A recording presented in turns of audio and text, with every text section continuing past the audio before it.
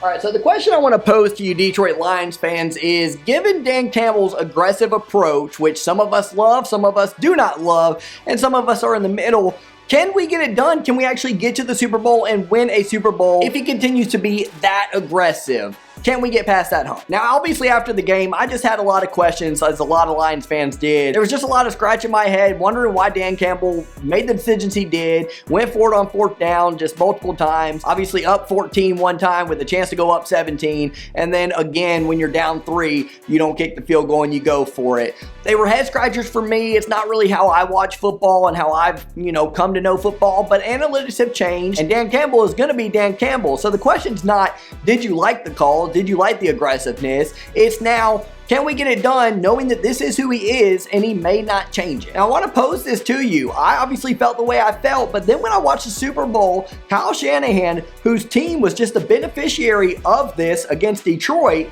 he was in a situation where they were at a 4th and 3 and they were down 3 points late in the game against Kansas City. And what'd he do? He went for it. And they got it with the George Kittle pass on the sidelines there.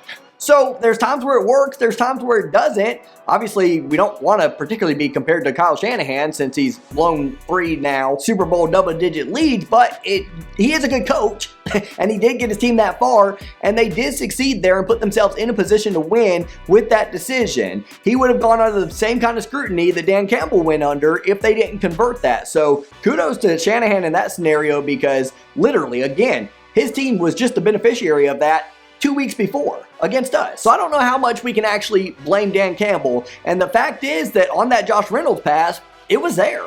The first was there. He had a great opportunity to catch the ball, us get the first down, and there's a good chance that we win that game, especially if we score a touchdown there and go up 21. So hindsight's 2020 now. Now knowing that this is who Dan Campbell is, what do I think?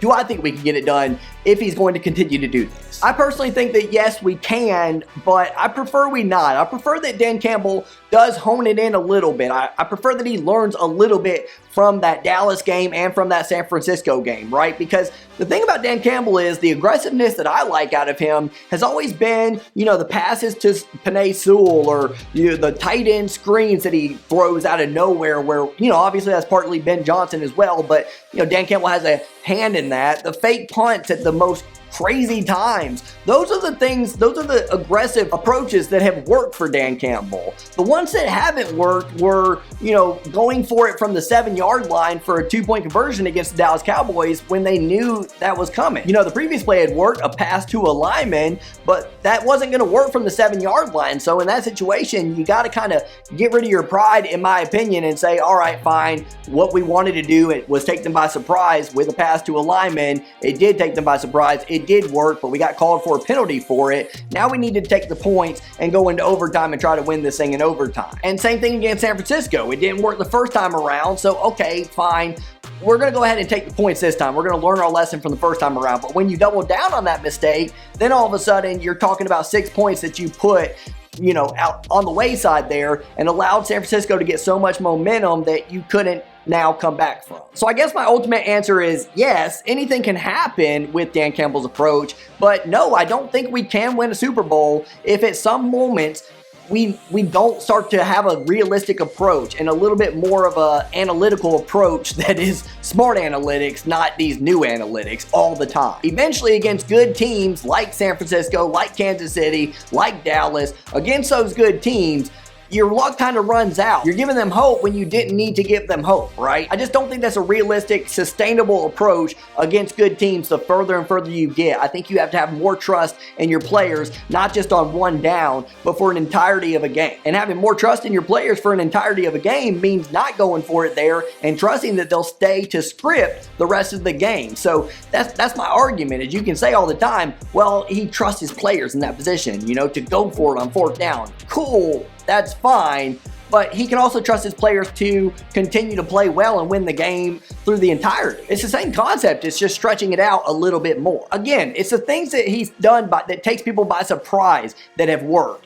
Passing on that play against the LA Rams to get the first down to Amon-Ra on second down it was, that takes them by surprise. That kind of stuff works. That kind of aggressive nature, most Lion fans, including myself, love. It's the ones where it's obvious what we're going to be doing. Those are the aggressive approaches that I don't love. Element of surprise is Dan Campbell's specialty. Over-aggression, in my opinion, is not. There's a time where you need to put the pedal to the metal and be aggressive and stick it to them. And there's other times where the traffic is slowed ahead, it's coming to a stop. You need to go ahead and press on the brakes just a little bit, right? You can't just go slamming into traffic that's stopped at a standstill. I love Dan Campbell. I think he's the guy. He's built the culture. That's the most important thing. It's the reason why the Lions were in the position that they were in that last year. It's the reason why that was the best team that I've ever seen in my entire life, is because Dan Campbell and Brad Holmes and company have built a culture there that is just unprecedented, really, in my time as a Lions fan. The vision is there. We know now that we can get there. We just got to get over that hump. The team is bought in. These guys are all in, and I think incoming guys that are going to be coming via the draft or free agency, they're going to be bought in too, or they're going to be out real quick. And the talent is as good as it's ever been in Detroit in my lifetime. Wonderful offensive line, a very underrated wide receiving core, a very capable and trustworthy quarterback in Jared Goff. Running backs are great. Tight ends, great. I mean, we're good across the board on offense. We're good across the board on defense, minus a couple spots that we could just use some improvement in, mainly this cornerback position and somebody opposite of Aiden Hutchinson. But the talent's there. We can win.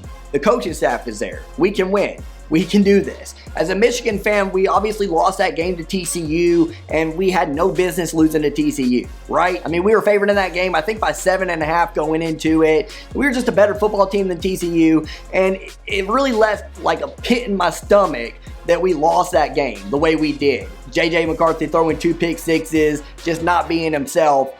But then what happened the next year? The team felt, oddly enough, a lot how it feels with the Lions now, where they have this little pit in their stomach. They're ready to get back out on the field. The vision's there, the culture's there, the talent's there, everything's there. They just got to get back to the show and make it happen. I just think that Dan Campbell needs to trust all of that a little bit more than just putting all his stock in one play over and over and over again. It's an opinion.